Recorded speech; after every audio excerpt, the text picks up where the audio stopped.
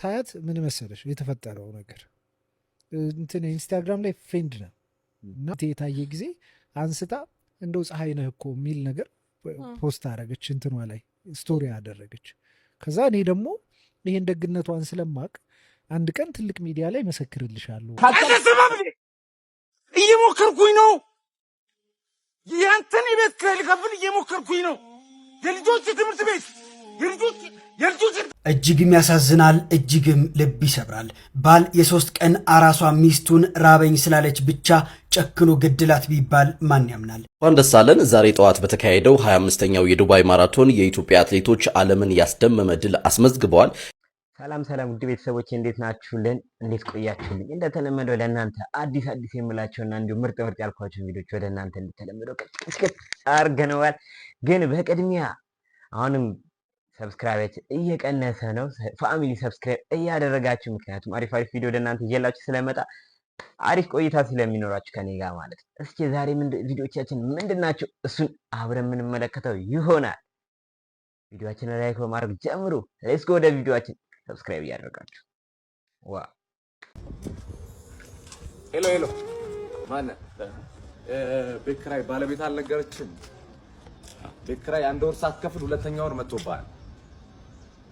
እየሞከርኩኝ ነው ትላለህ እንዴ?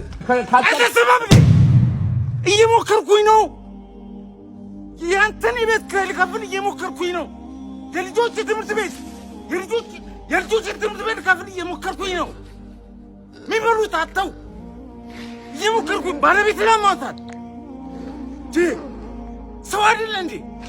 ይኸው ተመልከት። ይሄ የልጆች ጌም የሚጫወቱበት ልሸጥ እየሞከርኩኝ ነው። አስብ እንጂ ሁሉም ሰው እየሞከረ ነው በዚህ ሰዓት። እጁን አጣጥፎ የተቀመጠ ሰው አለ እንዴ? ታገሰኝ በቃ፣ እየሞከርኩኝ ነው።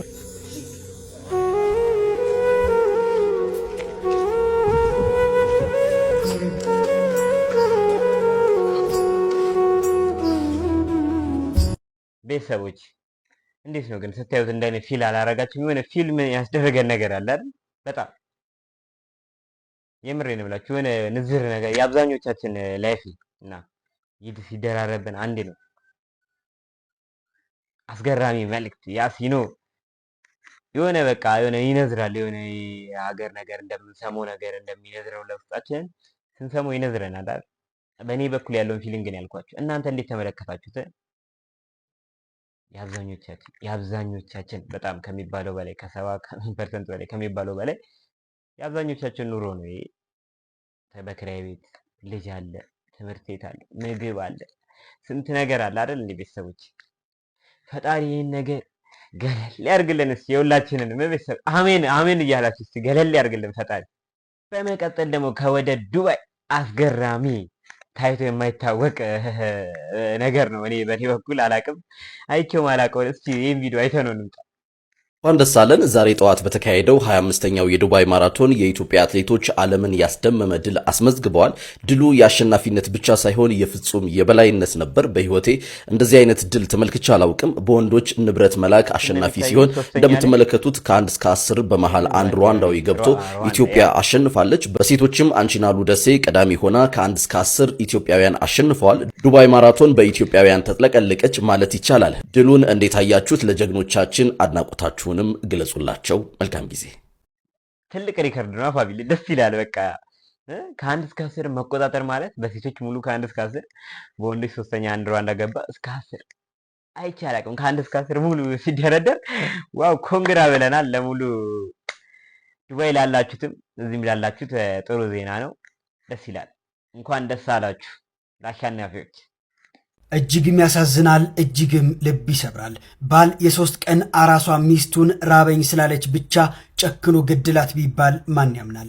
በበደሌ ዞን ጨዋቃ ወረዳ በአረንጓዴ ተክሎች በተከበበችው በዛች ትንሽዬ ጎጆ ውስጥ አዲስ የህይወት ብርሃን ፈንጥቆ ነበር። ዘኪያ ዩሱፍ ለ9 ወራት በማህፀኗ የተሸከመችው የፍቅር ፍሬ ያቺን ምስኪን ህፃን ለመጀመሪያ ጊዜ ስታቅፋት በምጥ የዛለ መላ አካሏ በደስታ ተሞልቶ ነበር። በአራስ ቤት ውስጥ የሚንገዋለለው የህፃኗ ለቅሶ ለቤቱ አዲስ ተስፋ የሰጠ ቢመስልም በስተ በስተጀርባ ግን የሞት ጥላ ያንዣብብበት ነበር። በሦስተኛው ቀን ቤቱ በበረከት መሞላት ሲገባው የረሃብ ድምፅ ቀድሞ ወደ ቤቱ ገባ። ዘኪያ ከአካሏ አካል ከፍላ ለሰጠችው ሕፃን ጡቷን ለማጥባት ጉልበቱ አጠራት። ቤቱ ውስጥ የሚቀመስ የለም። እኔም ጉልበት የሚሆነኝ ምግብ ያስፈልገኛል ስትል የጠየቀችው ምጽዋት ሳይሆን ህልውናን ነበር።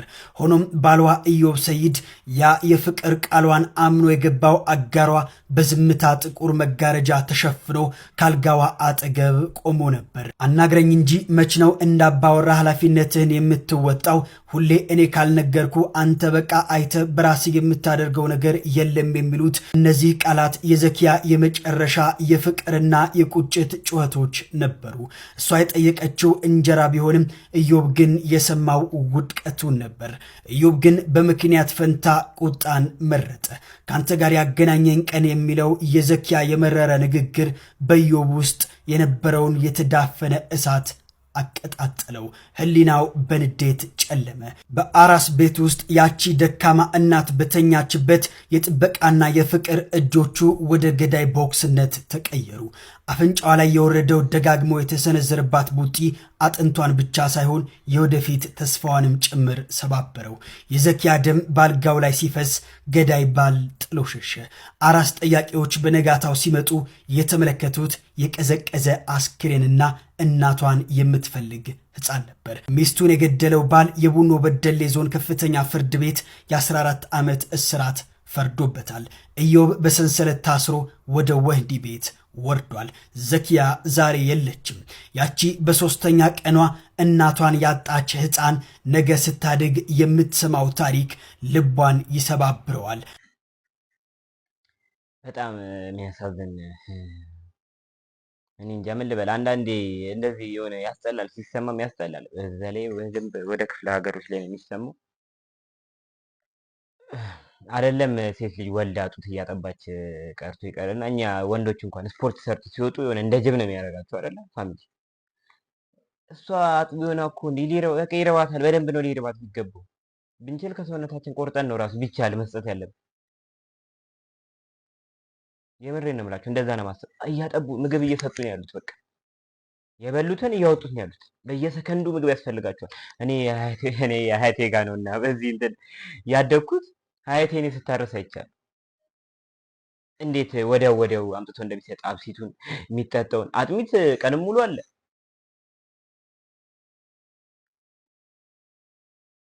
ገባችሁ? የሆነ በግዴታ እኮ ምግብ ብቻ እኮ አይደለም እኮ። አላቅም እኔ እንጃ እንዴት አስበህ እንዳደረግከው፣ ምን አይነት ጭፍን፣ ምን አይነት ሴጣን እንደገባ አንተ ጋር አላቅም፣ ግን በጣም ይደብራል። ሴቶች ተጠንቀቁ። እኔ ለአንተ ምንም ብዬ በዚህ ምሰጥ እንትን የለም፣ ግን እናስብ። በቃ የሆነ ነገር ከማድረጋችን በፊት ደግመን እናስበው። አቅም ከሌለን አሁንም እህለዋለሁ፣ አቅም ከሌለ እናቷ ቤት መላክ ይቻላል፣ መፋታት ይቻላል። አሁንም ደጋግሜ እለዋለሁ። ተቻችለን መኖሩን ካልቻልከው የእሷ ንግግር እየመረረ ከመጣ የእሷ ንግግር የሚመራው ደም ይሆናል። የሆነ ሰዓት ሲያጠቡ የደም ስሜት ራሱ ይሰማቸዋል፣ ባዶ የሆነ ሲመጣ።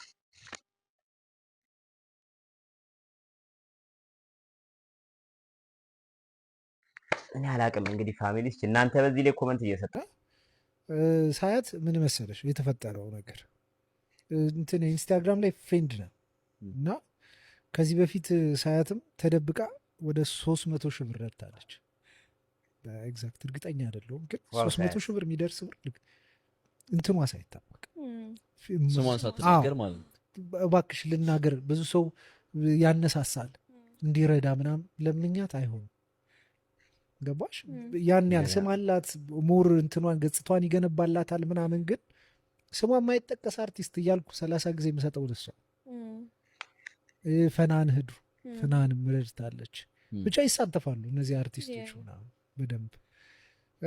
ከዛ የሳያት ልክ እኔ የወጣሁ ጊዜ አሁን ፊቴ የታየ ጊዜ አንስታ እንደው ፀሐይ ነህ እኮ የሚል ነገር ፖስት አረገች፣ ስቶሪ አደረገች። ከዛ እኔ ደግሞ ይሄን ደግነቷን ስለማቅ አንድ ቀን ትልቅ ሚዲያ ላይ መሰክርልሻለሁ ስለ ደግነትሽ አልኩኝ። ህዝቤ ወይ ያነሳና ፖስት አደረገ። ከዛ በበነገው እኮ እኔ መልስ ሰጠው፣ ምንም የለንም እሷም ህይወት ስላላት ምናምን ተው አታድርጉ እንደዚህ፣ ከኔ ጋር ምንም የለንም ብዬ ስናገር ትጋባላችሁ ብለናል ትጋባላችሁ ብለናል። እግዚአብሔር በቃ ብቻዬን እየሳኩ ነበር። በኤአይ በምን የተደገፈ ትጋባላችሁ? አይ ነው በኤአይ ልክ ነው። እሷም በጣም በቃ ጥሩ ልብ ያላት ሴት እግዚአብሔር ይስጣት። ማለት ካለሽ ላይ ቀንሰሽ 300 ምናምን ቀላል አይደል? የአንድ ሰው ህይወት ዝም ብሎ ህይወቱን ሊቀይርለት የሚችል ገንዘብ ነው። ስንት ነገር ታደርግበታለች እኮ እሷ። ወገኔ ምንድነው ምስኪኑ ተጎዳ ብላ ነው ያንን ነገር ያደረገችውና እግዚአብሔር አሁንም ባለሽ ነገር ላይ ይጨምርልሽ። አንድ ቀን መሰክራለሁ ብዬ ነበር። ለዚህ ነው ስሟን ያነሳሁት። ይገባሻል። እግዚአብሔር ይመች። ደግሞ እንትን ያለው ነገር ደግሞ እንዴት ልቤ ደስ ብሎ ጸጥ ብዬ ነው ትልቅ ሚዲያ ላይ አንተ ራሱ ወቸው እንግዲህ ቤተሰቦች እንደተመለከታችሁ ነው። መልክተኛው ከዚህ በፊትም አይኖ ይሄን አስተያየቱን ሰጥቶናል። አሁንም እዚሁ ቀርቦ እዚህ ፖድካስት ላይ እንደተመለከታችሁ ሀያት የራሱ ህይወት ያላት ሰዎች ስለሆኑ እኔም የራሴ ህይወት አለኝ። ወይስ እንወስን? ህዝብ ከወሰነ ተወሰነ ነው ተብሏል። ይጋቡ ብለን እንወስን። ሳያት ጥሩ ልብ ያለች ናት። ካሜራ ጀርባ ያለውንም ማንነቷን ነግሮናል። እናመሰግናለን። እርጋታው ደስ አይልም? እንግዲህ እሱ ዋው እርጋታ ሲያወራ የእነሱ ድምፅና አሪፍ ናቸው እንዳለ፣ ግን የእሱ እርጋታ ይለያል አይደል? እኔም ደስ ይለኛል ሳያትና መልክተኛው ተጣምሮ ባያቸው። ፌስታል መጠቀምን መታገድ ተከትሎ እንግዲህ አዳዲስ መረጃዎች እየወጡ ነው የሚገኙት። የመረጃ ሌሎች ደስ ማድረጋችሁ እንዳትረሱ። አዲስ ሆናችሁ ፎሎ አድርጉ።